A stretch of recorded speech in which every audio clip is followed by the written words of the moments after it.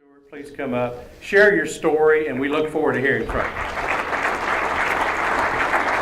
Thank you, Ben. Thank you so much. Thank you, Ben. I'll take some credit in 2005. I don't deserve it, but I'll go ahead and take it. But I did interview Ben and found him to be obviously most capable, having spent a career changing bosses every year. So he had to be pretty sharp and had to adjust. We were talking this morning about how business changes and how our environment changes, and today it's changing even more rapidly than it's ever changed in our business lifetime. Some of the millenniums obviously understand that as a part of life, but since the camera's out, I'm turning it this way. So. I am a marketing guy, and I just want to say, Ben, the things that happened in the chamber in '05 as a result of a lot of activities before that. But a lot of folks don't know I was in Steve's position for several years in small business, and came to understand the way the community really works through the chamber to accomplish the goals that are obviously beneficial to all of us in this community. So when I'm given a little bit of credit for the fact that was the year that we got the ballpark downtown, that was the year we got the Martin Luther King holiday. There was a couple of other things that happened that year, but it was the buildup of a lot of good leadership in this community that made things, not only those things happen, but it just happened to come together in the year that I was chair of the chamber. A couple of other things, the Nonprofit Alliance came into existence. Pulse, I believe, was, we had the 25-year of the plan that Minor Shaw and David Shy and of course the whole community put together. So it was a really exciting year. So how could I not meet with Ben every Monday morning to find out what in the heck has happened the week before and what can I anticipate this week? So, and Tamara, I really appreciate the tips on taxes because, one of my areas of needing some help has always been the financial area. I look over there and see the nod coming out of Matt Cardoni, who at age 22 put together a finance deal for me. And when I'd been turned down by another bank. So I said, where is this young man coming from who's going to save me from this deal I'd put together and didn't have the money to do? But he did it. So, sometimes that Pulse group and that youth group can come through for you. And of course, with that too, it reminds me of a number of other folks in my life that have made a terrific difference. And I've been asked to tell you a little bit about where I came from, started. I don't know whether that's really worthwhile, but I will tell you that my mom and dad were blue-collar workers. There's nothing wrong with that. In fact, the year I was chair of the chamber, we engaged with Carolina High, and we tried to help young people to have goals there to graduate from high school to move on to Greenville Tech. And there's nothing wrong with being, with aspiring and setting goals and starting out and having goals that young people can actually feel that they can accomplish. And so, as I look around at small business folks here, this feels like a family. Because so many of you I know, I've met, I know your businesses, I know what you do, I know what you stand for. And small business is the backbone of our country. And I am not running a large business. It just happens that, we have about 80 operating businesses right now, and they're all little individual small businesses, though. So they all have a leader. They have a team that works to accomplish the goals of that, and it builds up to obviously a much larger organization. But Mom and Dad, my dad was an automobile mechanic by trade. I still got his diploma. It was a correspondence mechanic school. Now I don't understand how you can do that, but nevertheless, I do. He got some practical experience, but he was also a very energetic guy. He worked a third shift job as a night orderly at the Linwood Hospital. I was born in Charleston, so I'm truly a blue blood. But I only lived there a few months. And Daddy was from Augusta, Georgia, so we went back to Augusta. He served in the military, so I was born in '46, right at the end of the war. So Daddy, was working third shift as a night orderly. Read a lot during, he's self-educated. He didn't finish high school. Neither did my mom. So Daddy worked third shift. Then he worked on cars during the day. He would in the morning when he'd get, he'd come in about 7 o'clock from his night shift job, and we'd talk about the world. And he was reading all night long, so he was a little bit ahead of me. But, I can remember when I was 12, 13 years old, everything from him talking about sports and how Ted Williams has done. These young people now are not going to remember some of these names, but I was a Mickey Mantle guy, so Daddy was a Ted Williams guy. So, the fact is that we would be competitive at first thing in the morning. But then he'd tell me about what was going on in the world, what was meaningful in the world. And he was quite inspiring, and but he didn't, and he would sleep obviously on second shift. So when I'd get home, he probably slept 4 or 5 hours when I'd get home from football practice or basketball or whatever it was. And my mom actually worked second shift at the Richmond Hotel, which is kind of like the Westin in downtown Augusta. I think it's probably changed names now. So she was a hostess at there. So my parents worked 24 hours a day. So one thing I obviously got in my system was the honor of work. Work is honorable, and I got to say too that my parents taught me too to enjoy work. It's not a burden. It's an opportunity. And I think anyone who's got their own business or that has an aspiration to grow within the business that you are working with, understand that that a passion for work is a good thing, and it's honorable.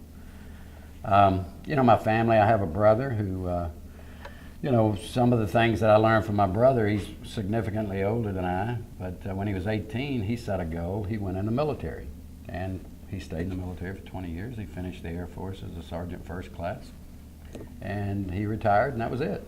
So he's under 40, retired. Now they're trying to retire me, I think, Ben, next week. So, but that's not happening now. Let me make sure. Wait a minute now. I got to be moving around here because that's not going to happen, right, Steve? But I am, next week we are announcing leadership changes at Sphinx, but that's my son Steve's team that he's put together, and I'm proud of him and proud of it. And I'm now ascending. I talked to Ava Smith a minute ago about doing instead of serving on all these boards, like I had 14, I think, at one time, Ben, when I was at the chamber. Now I'm down to 2. I think it's only 2, but I have a board of advisors that we put together at Sphinx.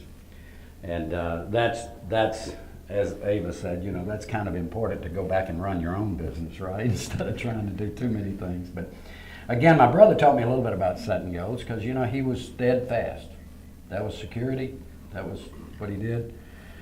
And he oftentimes asked me, what in the world, why are you so driven? Why are you so driven? I said, well, I don't know. Why are you not driven? No, I didn't really say that. I thought that, but I didn't say it. But, I think passionate curiosity about what might come next, what might happen next, what I can do to affect that. I went through the things I was supposed to do. Folks encouraged me to go on to college. I did. My parents encouraged me. My coaches, teachers. Some of the things I look back at. Mrs. McGahee, my 10th grade high school teacher, taught me how to have fun with anything, I think. She was a world history teacher. And literally, I look forward to going to class in Mrs. McGahee's class because she made history fun. Any of you find a way to make history fun? Somebody tell me that. But she really did. So in history in the 10th grade, I was just a mediocre student until the 10th grade. And Mrs. McGahee made learning fun. She made history fun. Mrs. London, I remember, in thinking through some things, Mrs. London was my Latin teacher. She made Latin fun. So did I just figure out that people had fun with what they do? No, my parents taught me that too. But sometimes, as they say, I think one of Steve's philosophy readings said, when the student is ready, the teacher will appear. So the teachers appeared to me in the 10th grade. Some of that had to do with my coaches saying, you can go to college. You can. You can get a football scholarship. You could get a basketball scholarship. You can do that, but you have to you have to do a little better with your grades.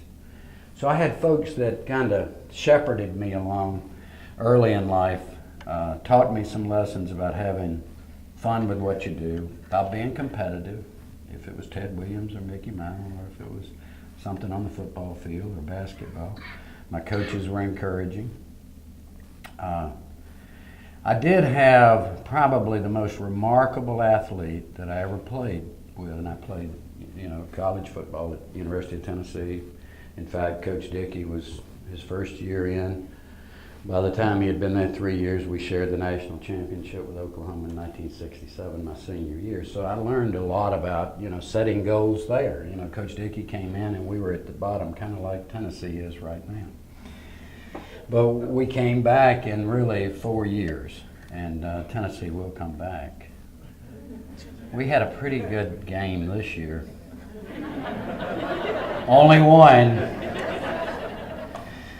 I know I've got a class here that understands which one that I'm smiling about. But Coach Dickey taught me to set higher goals than perhaps you can imagine that you can do in a short period of time.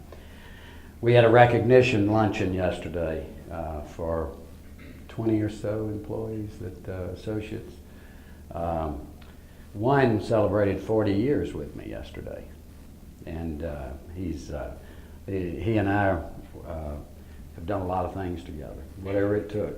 I looked at the Seabrook Merchant knows I can run a backhoe. I put in a tank for him back when his tank, in the middle of the winter. Can you imagine being out of heat today?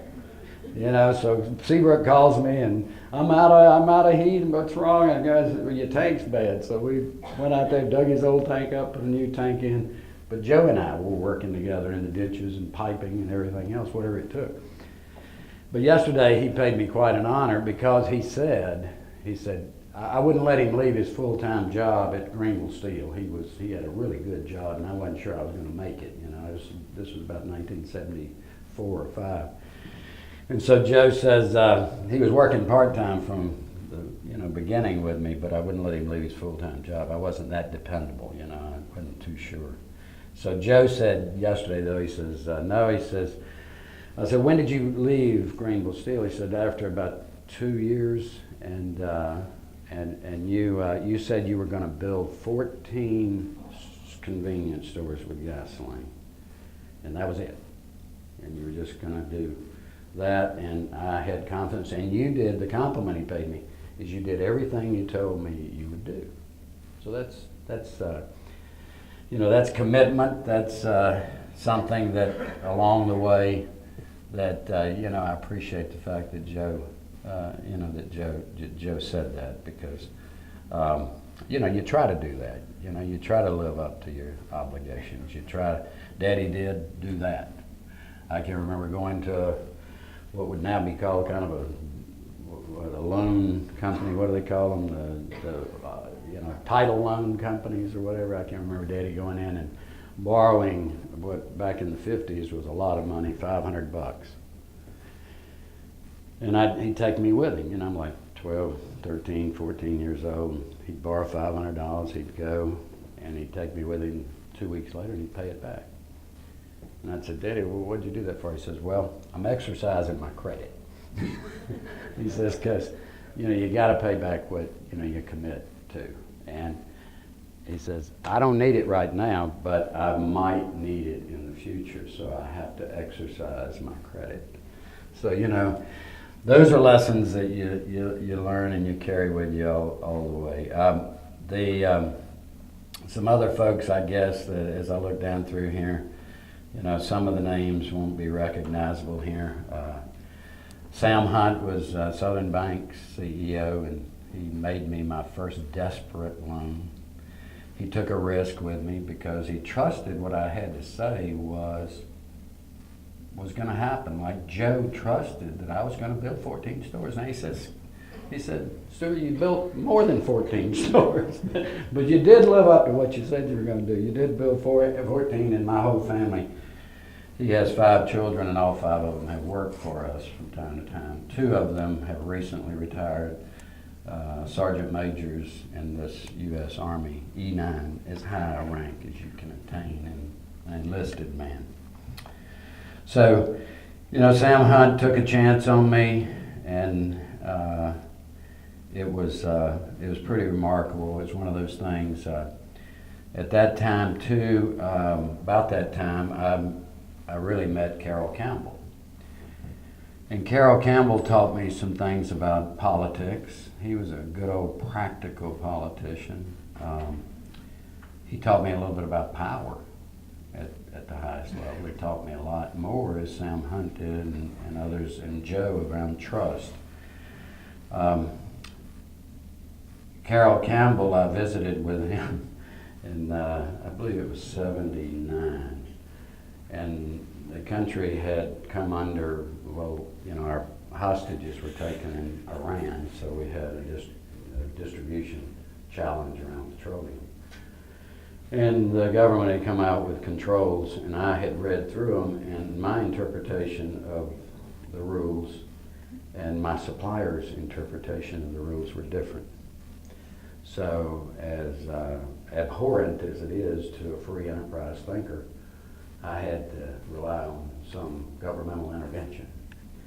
And so I went to, that was before I started flying an airplane. That was the next year, 1980. But I caught a commercial flight to Washington. I was so experienced that the airplane flew to Baltimore, and I was supposed to get off and get on another airplane to go to D.C. And I stayed on that airplane. They called me off and said, no, your airplane's gone. So I had to get a bus up to D.C. So, I was a neophyte. I didn't have a lot of experience. So I walk into Carroll Campbell's office. I explain to him. I show him the rules. And he says, well, when do you need help? I said, well, just like I did with Sam Hunt when I told him how quick I needed to borrow that money was that day, and he made that loan. I told Carroll Campbell, well, my truck is at the rack. The rack is where you load gasoline into the tanker. I said, it's sitting at the rack now, and I need to load the truck. And Joe was driving the truck, by the way.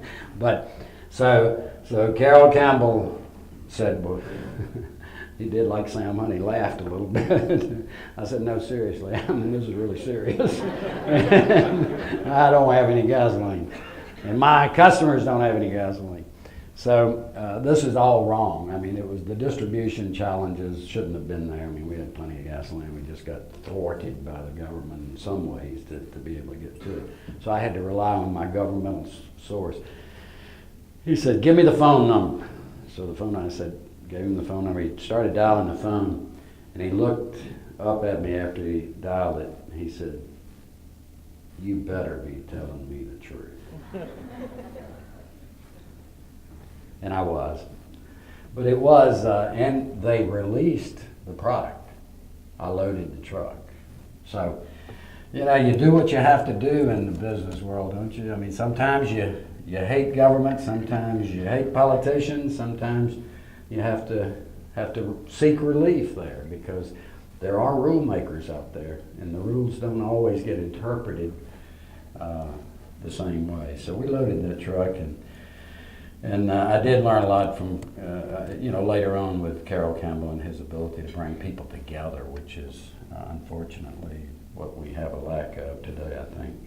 I learned a lot from Vance Davis, who was one of my dealers on Wade Hampton Boulevard. He and his father-in-law ran a very efficient Shell station. Roy Stewart was his father-in-law. Roy was probably, I thought he was old, but now, he was younger than I am now, I think. But he was I was like 22, 23 years old, calling on Roy Stewart and talking him into dropping the gas price to $24.9.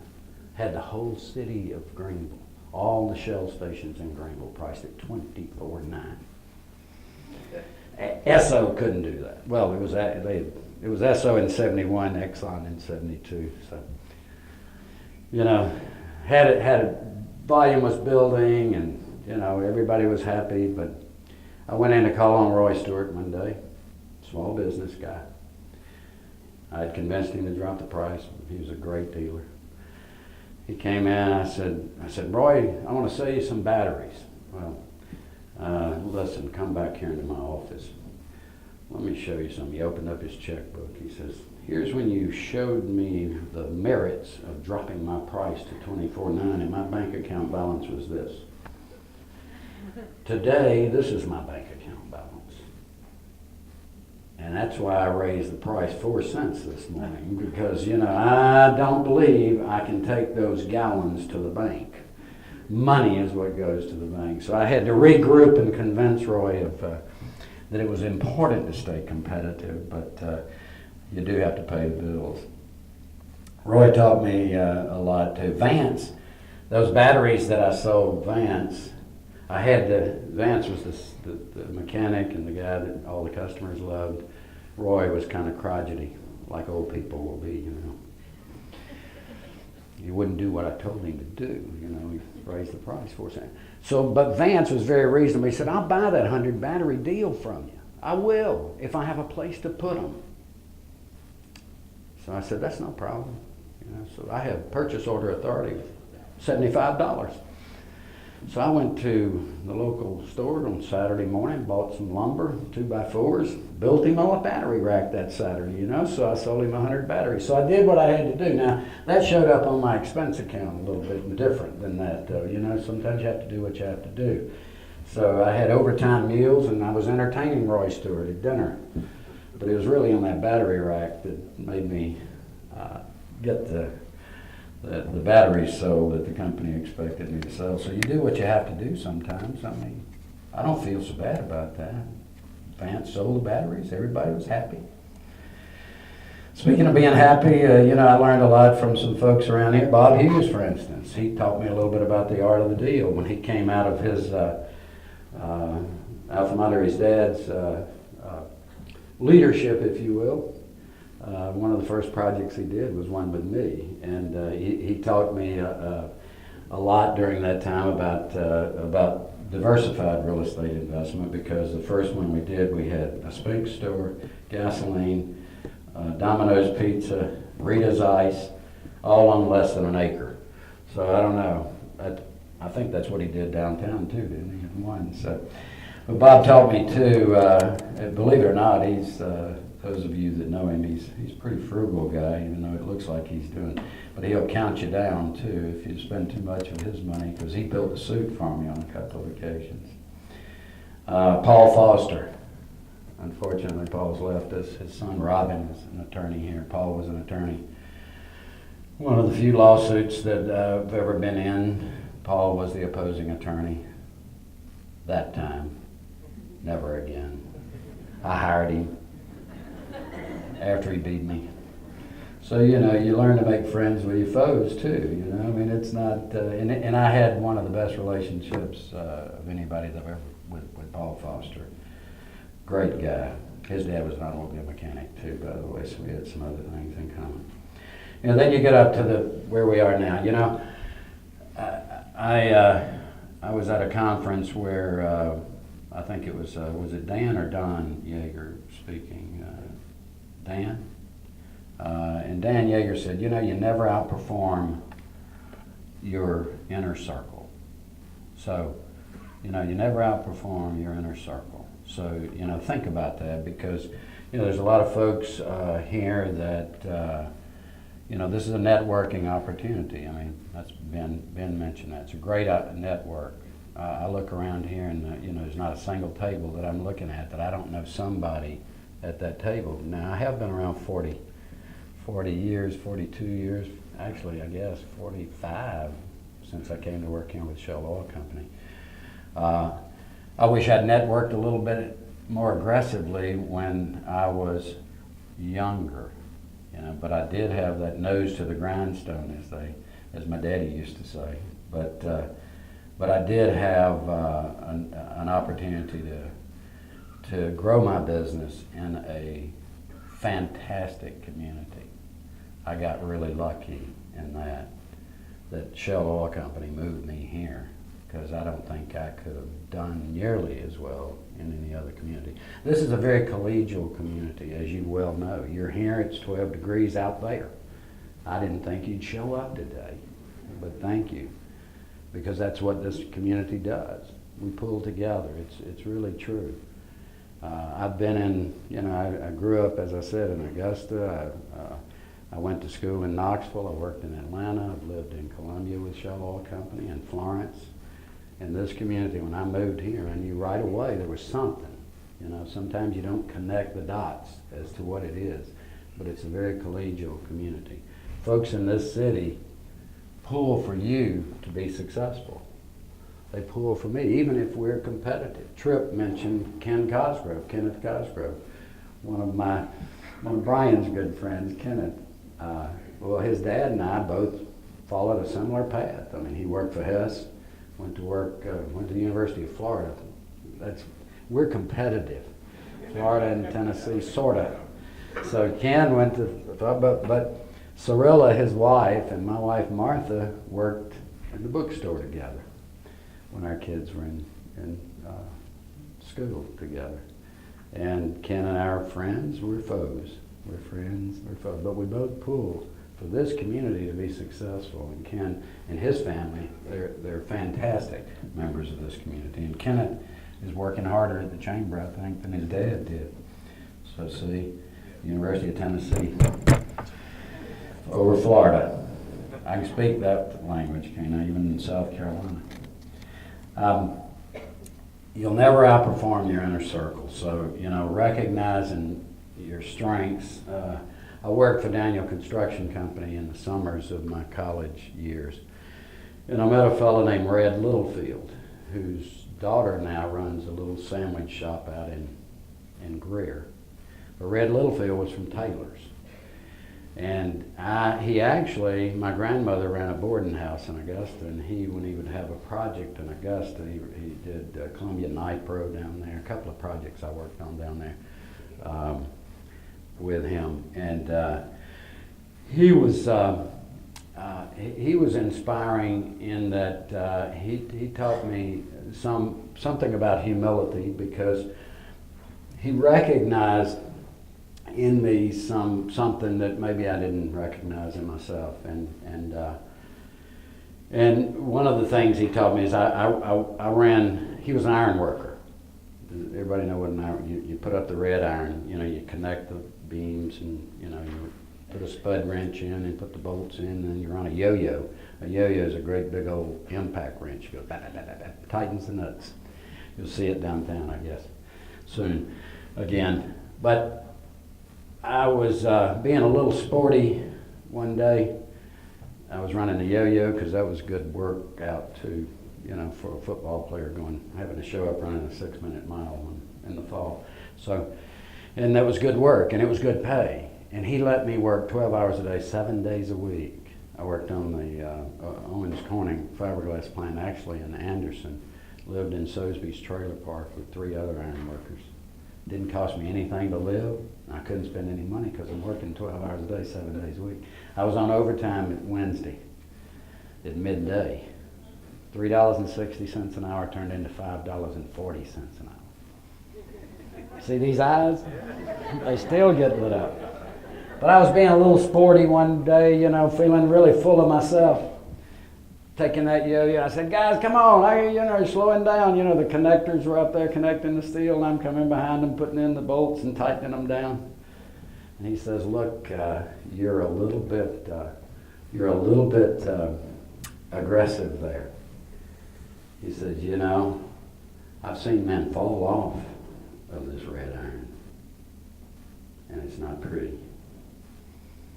So you better know your capacity and dwell therein. I said, yes, sir. Because I wanted, it was good advice, but it also, I guess in life a few times along the way I've gotten too full of myself, and I'm reminded that Red Littlefield said, recognize your capacity and go out and hire some accounting people to help you if you don't understand. Okay, so, just be real. So Red Littlefield was I went to his son's funeral last year. Red died about 10 years ago. So there's a lot of folks in my history. My Aunt Margaret, taught me a lot about, demanding a lot out of myself. She was the matriarch in our family. My dad, I didn't say this, but my dad and my Aunt Margaret and my Uncle Lester and my Aunt Bootsy all grew up in an orphanage because they were orphaned as children. My grandfather was an alcoholic, and he was never very responsible. I knew him all my life. He died a week after Steve was born in 1968. So I learned a lot about family connectivity because my dad always took care of my grandfather, even when my grandfather didn't take care of him. Mr. Spinks, I think we have time for just a few questions. And I don't have any questions. well, Remember, I'm just learning humility. I'm not even through humility yet. would you like to see me do what now? We can do that. Would anybody like to come up and ask Stewart a question? Or I can run over. I played a very competitive kickball league though, y'all, so if I pull a muscle coming to y'all, I'm going to be pretty upset. But seriously, anybody have a question? Yes, ma'am. Stewart, as you said earlier, we were talking about building advisory boards for our company. Mm-hmm. Can you share what your strategy is on how you're identifying those board members? The struggle that I'm having is whether or not I should choose people that know me well, because there's that trust factor, or if I should choose people that are neutral who would look at me more objectively. Ava, I think what I've done is I've done both. I've brought folks in that are in my industry that I have known for, one of my board members I've known for 35 years, and but he lives in upstate New York, so he's in a completely different market. He just happens to be in my industry. I learned a whole lot. We bought a company together in California along with 3 other guys in 1988. And so I learned to respect his ability to function in a board environment like that. And we ultimately took that company from public and privatized it and then sold it in about 7 years later. So I have 2 board members that I really didn't know other than their that they were well respected in the business world. I have one in real estate, so we deal with a lot of real estate. So I think you got to seek a balance. I mean, I definitely would look for folks that have similar business. I brought in a marketing fellow from Bilo because we got a great partnership with Bilo in our fuel perks, and so they're through. And I mean, they've been through a lot of transitions, and so I think that we have one that was from Des Moines who rotated off of our board. So geographic diversity, because not everything is done the same way in different markets, was important to me. Yes, sir. Stewart, number one, we are delighted and thrilled to death to listen to you talk, and all of us watching everything you do, especially those of us who are salespeople. And one thing that I've noticed, I've been living in Greenville for 30 years, is that your stores, there's just more and more of them. And so my office is located on the corner of Pleasantburg and 35. And we've noticed all these new, I guess, QP stores growing up. And just, this one is being built overnight. Oh yeah. And I would like to know what you all, what is your thought? I don't know your margins, I don't know anything about it. What is your thought about this thing? I don't know where they're from. Well, Quick Trip is interestingly enough, the founder of Quick Trip was inducted 27 years ago in the C-Store Hall of Fame. He was the first inductee. I was the 25th inductee. So, they're 25 years ahead of me for one thing. But Quick Trip's a company out of Tulsa, Oklahoma. They're not headquartered here. We are. We think we have a little bit of edge there in terms of this community. They're a strong company. They're a Fortune 500 company. They're strong. They will make us better.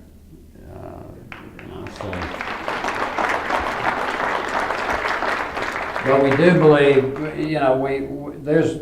obviously, confessorily, there must have been room here in a growing market for a company with that capability. They have over 600 stores. We have 75 or so operating stores. I've watched what they've done. I have actually looked at it from a real estate point of view. They've done a pretty doggone good job. They've done probably, and they will do in 5 years what it took me 40 to do. But you know, I started out cleaning windshields on East Washington and Lawrence Road. Chester Cadeau did the same thing, you know, a little bit ahead of me. So hopefully the Spinx family and Steve's leadership and his team, you know, will compete. The beneficiaries, I mean, let's be honest, the beneficiaries is Greenville. If Greenville weren't such a great market, they wouldn't be here. So it's a growing market, okay? I just hope that my loyal friends and customers, as I look around at all these tables, will honor us with at least a part of your business. And we do have some niche marketing that we believe we can be. You know, I've fought Shell, I've fought Exxon, I've fought Hess, I've fought a lot of big giant companies before, and we're still around 40 years later. So you know, but again, it's going to be a more competitive market. You mentioned margins. I mean, who does that benefit? That benefits you, doesn't it? You know, puts more dollars in the pocket. You know, takes the gasoline. I just hope we still can keep a little margin there. Roy Stewart taught me that checkbook doesn't get fat by gallons, okay? So, thank you. Appreciate your question. Stewart, just to piggyback on that question there, you've been successful for 40 years now. How do you get buy-in on your staff when you have a big public foe like QT coming from outside market? And you said it will make you better, which we all know it will. But how do you get buy-in from your inner circle, and also how do you get that to trickle down to your associates? Well, that's a great question. I appreciate that.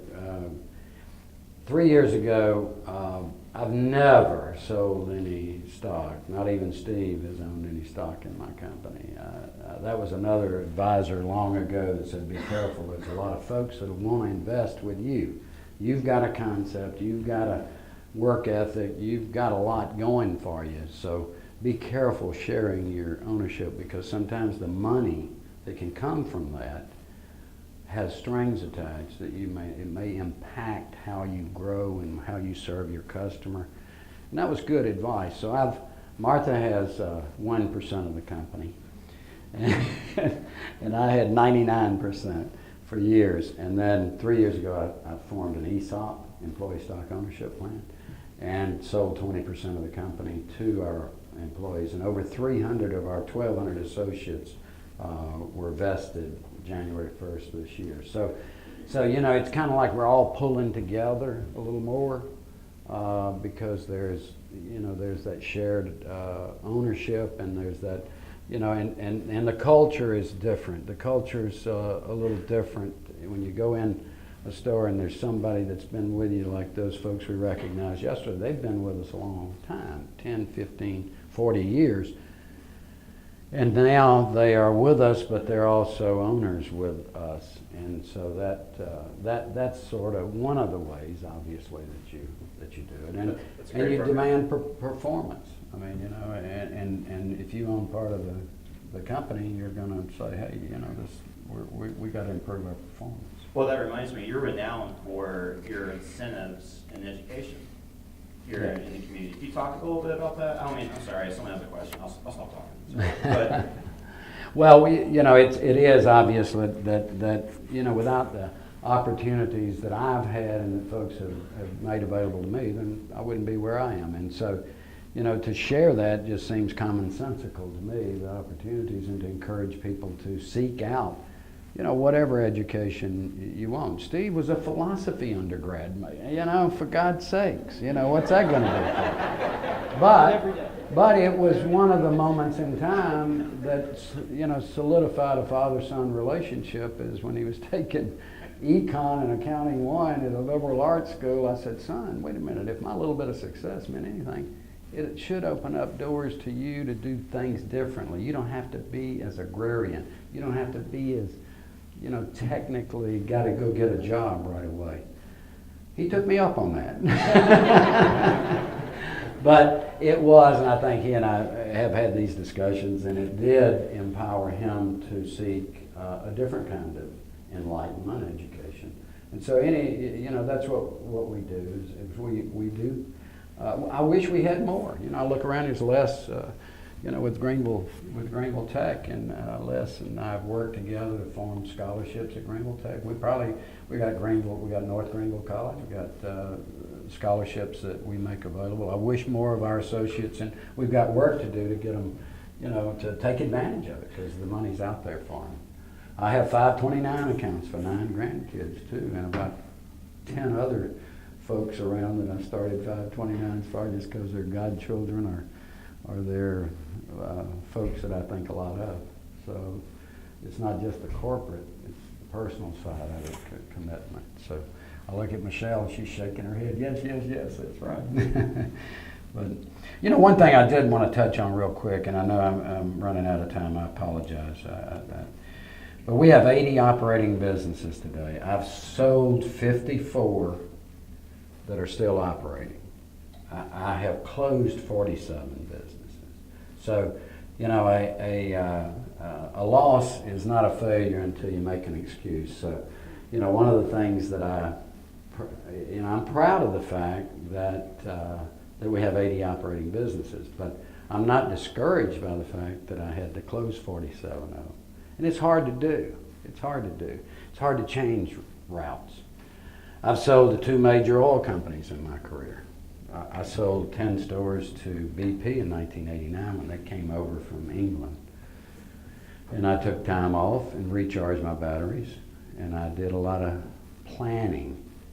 And I go back to my education, and something real simple is, I'll go in and I'll kind of sequester myself, just all by myself sometimes. And I'll go back to that basic plan, organize, staff, direct, and control. Where am I in that process? And planning is the beginning. So if business is changing, you remember I cleaned windshields when I first came out. I was trained to run a service station, change oil, sell batteries. The business changed overnight. So if I hadn't gone back to planning, plan, organize, staff, direct, and control. So I've done that at least 4 times in my 40-year career. Any other questions before I get jerked off of take the microphone away from me? Yes, sir. I come to this event looking for hidden clues on how big. When did you know? I know you started small. When did you know to even start your own business? That's a very good question. When did I learn? When did I get the inspiration? I didn't mention a fellow named Ed Oxford. Ed was a jobber rep. Jobber is a classification in the oil industry, dealer, jobber, so forth. So Ed worked for Shell, and Ed would visit this area, and we'd go play golf or whatever, and I'm like 23, 24 years old. And he said, Stewart, Greenville, South Carolina, I was here as a dealer rep. He had my job like 8 years before. He said, Greenville, South Carolina is one of the greatest places I've lived. He was in Richmond. He had been up the corporate ladder a little further, obviously, than I had. And so he got me thinking, about settling here. So, I got a family, I got 2 kids, I got to think about, I'd done everything the way I was supposed to through college, went to work for the biggest company that, one of the biggest in the world, and that organization chart, I could have climbed it, I think. But he got me thinking about it. He also, a lot of the things that were happening at that time in the marketplace, we weren't serving our customer. I saw a void. I saw an opportunity that I could serve people better than Shell. And I didn't say that. I didn't look around and say, I can do this better than Exxon. That's Red Littlefield would have been chewing on my ear. Have a little humility, kid. But I did see an opportunity to do some things, and I knew how to run a small business. Shell Oil Company had taught me that through the training, and the Roy Stewarts of the world had taught me that. The Calvin Kellett's down in Malden how to run a business, you know. So I knew how to do that. So I had enough confidence from that experience that it was time to jump. But the big thing is the opportunity, I think, in a market like this. That I didn't, you know, I knew it was a good market, but I'd been in Atlanta. Atlanta was a heck of a market, you know, in 1970, or it is today. So I think, you know, you have to make that decision on your own. Sometimes it's difficult. The hardest thing to do is take that first step out of the corporate world, because you know that was what I was supposed to do, and you know, to go clean windshields or to go dig a hole in Seabrook's yard and put a tank in, was not supposed to be where I was supposed to be. This corporate guy, you know. My best man in my wedding is a machinist, and he dropped out of school in the 8th grade. But he's a tool and die worker. He just didn't have academics. He's smart, but he's a different kind of smart. But he told me one time when I was trying to figure out who to go to work for, he said, "I can see you." A Caterpillar tractor was an opportunity for me. He said, "I could see you, you know, being in a suit up in the boardroom up there with Caterpillar, but I could see you out on a tractor with Caterpillar too, because I know you'll do whatever you have to do to be successful and to have fun with what you're doing." So, you know, even though he had an 8th grade education, he had insight into me. I was going to mention him, but, you know, people cutting me off here. Any other questions? Yes, sir. When you went from washing windshields and just owning the one place, obviously your leadership lead had to grow when you were going into that expansion piece. Talk to us a little bit about that expansion and your leadership lead growing to start running a real major, you know, growing business. Well, in 1972, when I left Shell, everything was full service. There was no self-service gasoline. I mean, maybe 2% of the market, 3%. So it was, a lot of things depend on timing. So as Red Littlefield would point out, it's not all about me. You know, it's all about what's happening around you. It's like today, if you look around you, things are changing. You know, I took the opportunity. I bought that little service station with almost no money down. I'd saved $4,000 in, you know, the 4 years I'd been with Shell, less than 4 actually. And so that was a good bit of money back in those days. So I had a little bit aside, took the little service station. Things started to change in the industry. My plan was not to operate, you know, at that point I did a mobile station next. I leased a mobile station from Mobile on 291 Lowndes Hill. In fact, Ken Cosgrove is running a Citgo station there now, but that's no mobile station. But I cleaned windshields there. So I expanded to that, to 2 service stations. But then the opportunity came up to buy my commissioned agent, who was my responsibility with Shell. It was Joe Foster. And Joe Foster had been a Shell agent for 50 years. So again, I got very fortunate. I got lucky. I got, an opportunity to buy Mr. Foster's company. He was 72 years old. He financed it for me, $833 a month for 5 years. That works out to be $50,000 in case you're slow in math. So I paid him $50,000 for his business, and that really enabled me to broaden my horizons. But had that not happened,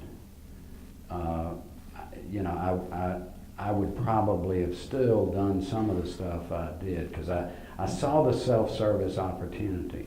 I saw the connection I saw the customer when I converted 1 pump island out of 3 on Washington and Lawrence to self-service, dropped the price 4 cents a gallon, and the customers loved it. And they loved it not only for the price, but they loved it because they could control the time they spent buying gasoline. Because you didn't know how long it was going to take for somebody to come out from the service bay and pump your gas. And they wanted to clean your windshield, they wanted to check your oil, because they wanted to sell you some motor oil, they wanted to sell you an air filter, so you didn't know how long you'd be there. So the winning part of self-service was time. And a lot of folks didn't realize that. So people in my business back then were in a mode. Remember, I'm 25, 26 years old, so I didn't have very much. so I could take advantage of the changes in the marketplace, which some of you can, you know, at your point in your career, because there's folks that are stuck in their way of going to market, right? And so if you're stuck in the way you go to market and you're not going to sell a Twinkie or you're not going to sell a Snicker bar, or for God's sakes, I'm I'm a deacon in the church and I would never sell beer. So, you know, you gotta kind of look at, there were a lot of competitors eliminated when we went from full service, 3-bay service stations, to self-service and a little 600 square foot convenience store. So I got very lucky. I did. I hit the market at the right time. I look back at it and I don't know that in today's market, each one of you have to kind of look at where your market is, how it's transitioning, and there's always an opportunity, I think, when you're in a state of transition in an industry, particularly one as big as the oil business. So that's my story, and I'm sticking to it. Well, Stewart, I know that we're all lucky for you being here. Everybody, please give Mr. Stewart Spinks.